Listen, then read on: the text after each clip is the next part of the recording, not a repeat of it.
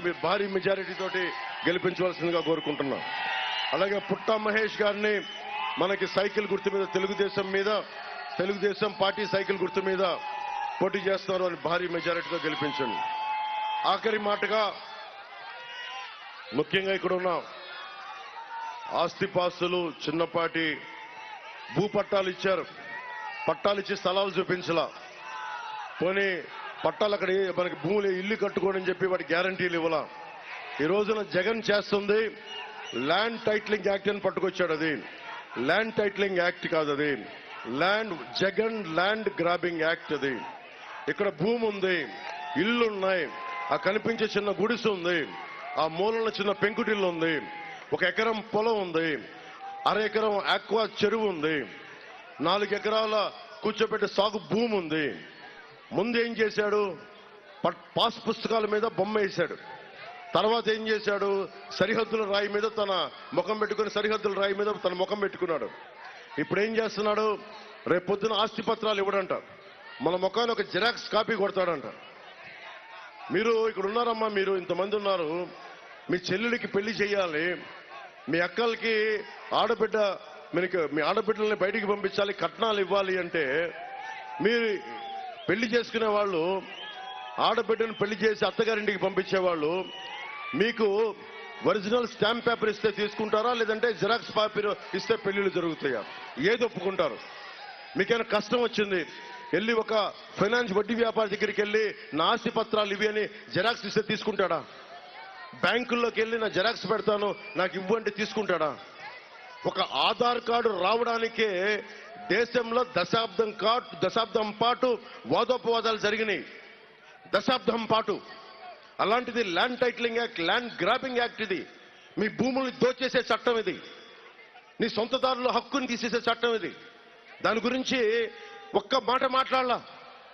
మన ఏం అసెంబ్లీ దేనికి ఉంది? కూర్చొని చెమ్మా చెక్క ఆడుకోవడానికి మన అసెంబ్లీకి వెళ్ళేది? అడ్డం వస్తే బూతులు తిట్టడానికి అసెంబ్లీ ఉన్నది? దేనికి ఉంది అసెంబ్లీ? దేనికి ఉండాలి అసెంబ్లీ? ప్రత్యర్థి పార్టీలు దేనికి ఉంటాయి? ప్రత్యర్థి పార్టీలు ఉన్నది ఒక చట్టం తీసుకొస్తున్నప్పుడు చట్టంలో తాలూకు లోపాలు, నష్టాలు, లాభాలు చర్చించడానికి.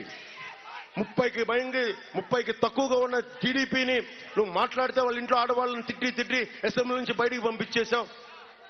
చర్చలు లేవు, వాదోపవాదాలు లేవు. ఎలా చేస్తాం?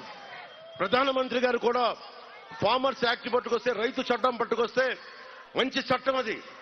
ఎక్కడున్నా సరే దేశంలో ఏ మూల రైతు ఉన్నా ఆ రైతు తన సంపదను ఎక్కడికైనా అమ్ముకోగలిగే చట్టం అది. కొంతమంది రైతాంగానికి నచ్చలా, అందరూ వచ్చి రోడ్ల మీద ప్రొటెస్ట్ చేశారు. మోడీ గారు లాంటి బలమైన నాయకులే చట్టాన్ని వెనక్కి తీసుకున్నారు. వీళ్ళు మాట్లాడితే భారతీయ జనతా పార్టీ కేంద్రం పంపింది, వాళ్ళు చట్టాన్ని అమలు చేస్తున్నాం అన్నాడు. ఇక్కడున్న ఎమ్మెల్యే కానీ వైసీపీ నాయకులకి, వైసీపీ పార్టీకి అడుగుతున్నాం, అది కేంద్రం ముసాయిదా పరిశీలించమనే పంపుతుంది, అమలు చేయమని పంపలా. దీంట్లో కష్టాలేంటి నష్టాలేంటి ఒకసారి ఆలోచించండి అంటే కూర్చోబెట్టి ముందుగా మీరు చెప్పండి. 50 ఎకరాలు వాళ్ళ ఎమ్మెల్యే కొడుకు దోచేశాడు. ఒరిజినల్ పత్రాలు పెట్టుకొని 50 ఎకరాలు దోచేశాడు, భయపెట్టి బద్దలు కొట్టేస్తామని. రేపు పొద్దున వాళ్ళ వచ్చి మీ ఆస్తి మాకు కావాలి అంటే ఏం కూర్చొని మనం అంటే వెళ్ళంటే మన ఆస్తి అంటే వెళ్ళి కొత్త చట్టం ప్రకారం మన దగ్గర ఉన్నటువంటి ఆస్తి గవర్నమెంట్ రెవెన్యూ ఆఫీసులో ఉంటుందంట. రెవెన్యూ ఆఫీసులో కూడా ఎంఆర్ఓ దాని గురించి పై అధికారం వాడి దగ్గర ఉంటుందంట. ఆ వ్యక్తి దగ్గర ఉంటే మనం వెళ్ళి ఆ ఆస్తి నాదని ప్రూవ్ చేసుకోవాలంట 90 రోజుల్లో. మళ్ళీ నాదని ప్రూవ్ చేసుకోకపోతే ఎవడో పట్టుకెళ్ళిపోతాడు. ఇక్కడ ఉండే స్థానిక ఎమ్మెల్యే, దోలెక్కిన ఎమ్మెల్యే లాంటి ఎలా పట్టుకెళ్ళిపోతాడు.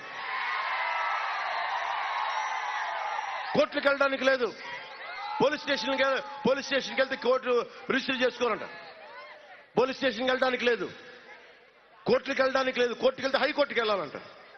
అరే 2 ఎకరాలు ఉన్న భూమి, ఎకరం ఉన్న భూమి, ఒక 100 గజాలున్న ఒక ఇల్లు ఓనరు హైకోర్టుకి వెళ్తాడు. మనకి కర్నూలులోనో లేదంటే అమరావతిలోనో హైకోర్టుకి వెళ్ళగలడా? ఇదంతా ఇక్కడ కూర్చొని రెవెన్యూ ఆఫీసులు సెటిల్ చేస్తారంట. రెవెన్యూ ఆఫీసులో ప్రభుత్వం కదా ఉండేది. ప్రభుత్వం తాలూకు వ్యక్తులు కూర్చుంటే ఎంతసేపు మన ఆస్తులు కబ్జా పెట్టడానికి. సో అందుకని జాగ్రత్త. మీరు కనుక వైసీపీకి ఓటేస్తే గాల్లో పెట్టిన దీపమే మీ ఆస్తులు, గాల్లో పెట్టిన దీపం. వైసీపీ మద్దతుదారులు కూడా చెప్తా ఉన్నా, మీరు కనుక దోల నాగేశ్వరరావు గారికి ఓటేస్తే మీకు గాల్లో పెట్టిన దీపమే అవుతాయి మీ ఆస్తులు. తర్వాత నేను ముందే చెప్పా, వీళ్ళు వస్తే దోచేస్తారు, భయపెడతారు, లా అండ్ ఆర్డర్ ఉంటుంది. ఇదే కైకలూరులో 2019లో చెప్పాను, అడ్డగోలుగా దోచేస్తారు. నా మాట ఎవరు వినలా. ఈరోజు మళ్ళీ చెప్తున్నా, ఇది కాదు అది కాదు అని చెప్పి కథలు కాకుండా మన భవిష్యత్తుకి పవన్ కళ్యాణ్ అనే వ్యక్తి వచ్చి కూటమి అందరినీ కలిపాడు, పార్టీలను కలిపాడు. తగ్గి మరి బైబిల్లో సూక్తి చెప్తారు కదా, తనను తను తగ్గించుకున్నవాడు హెచ్చింపబడునని. బైబిల్ సూక్తి అదే కదా. ఎందుకు తగ్గించుకుంటాం?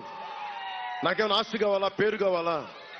ఎందుకంటే మీకు బాగుండాలని, మీ భవిష్యత్తు బాగుండాలని. అందుకని ప్రత్యేకించి మీ అందరికీ ధన్యవాదాలు తెలుపుకుంటూ జాగ్రత్తగా ఓటు వేయండి.